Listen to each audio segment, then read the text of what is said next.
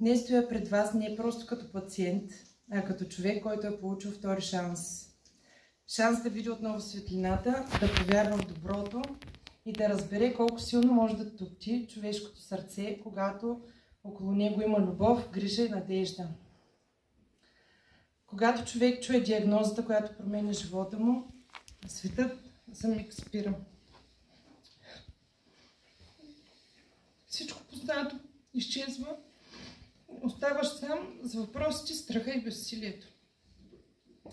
Но после в този мрак се появяват хора, които не носят вълшебни пръчки, а сърца по-силни от страха. Това сте вие, екипът на комплексния онкологичен център Бургас. Вие сте моите бели лястовици, всеки ден летите между болката и надеждата, между диагнозата и изцелението, с топли думи, с професионализъм, с усмивка, дори когато денят е дълъг и тежък. Помня първия си ден тук, в очите ми имаше страх, във вашите сила. И тази сила се прехвърли върху мен ден след ден, капка след капка, дума след дума. Разбрах, че онкологията не е само битка с болестта, тя е пътуване към ново разбиране за живота. И знаете ли какво никога няма да забравя? Когато лекар плаче с мен, когато лекар стои до леглото ми с часове и просто държи ръката ми, без да казва нищо. Защото понякога мълчанието лекува повече от думите.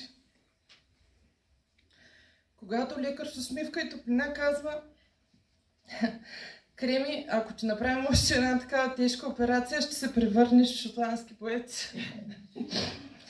Няма да забравя онази нощна смяна, когато на една сестра й съобщиха, че съпругът е починал. Тя стоеше в коридора, тиха, пребледняла, но не се тръгна. Остана до сутринта.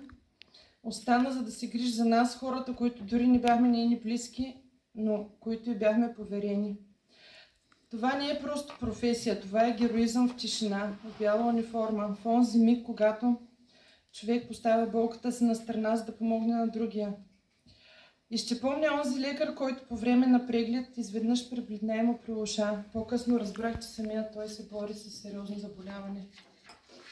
И въпреки това, след няколко минути се върна изправен с усмивка и продължи да лекува. Това е сила, която не може да се научи в университет. Това е сила на духа, която идва само от голямо сърце. И тук искам да изразя специалната си благодарност към Кремена Стаматова, пиар на КОЦ Бургас.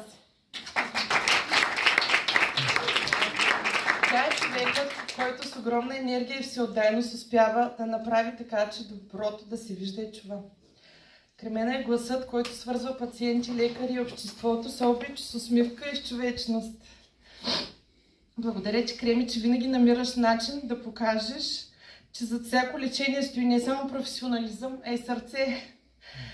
Ние, пациентите, идваме тук не само с нашите диагнози, ние идваме с всичките си проблеми. С страха, с безсънието, с болката, с тревогите за децата, за дома, за живота.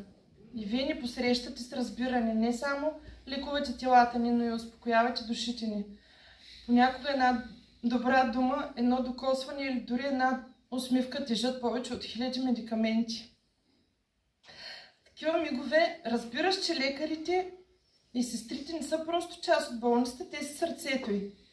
Те са белите лястовици, които летят, дори когато крилете им са ранени. Бялата лястовица е символ на това, на надеждата, на човечността, на вярата, която не отлита, дори когато небето потъмнее. Тя е знак, че някъде над облаците има светлина. Кога започва всичко за нас? Освен нашето битие, то започва и с нашите пациенти. Защото ние всички, които сме тук и които полагаме грижи за онкоболните пациенти, даваме наистина всичко от себе си в една много тежка битка. Битката с рака, с онкологичните заболявания, която има много аспекти. Това са не само диагностични, лечебни, клинични усилия, но това е в много голяма степен и психология. Затова тези събития, това, което се случва тук, на нас също, на лекарите, на хората от комплексния онкологичен център, не дава много енергия и направи уверени в нашата мисия да лекуваме максимално добре. Само за справка ще ви кажа, че ние отговаряме за 34 000 души с онкологични заболявания. От тях тази година имаме 4003 регистрирани с рак на гърдата. Може да си представите какъв бич е това. Най-разпространеното онкологично заболяване при жените.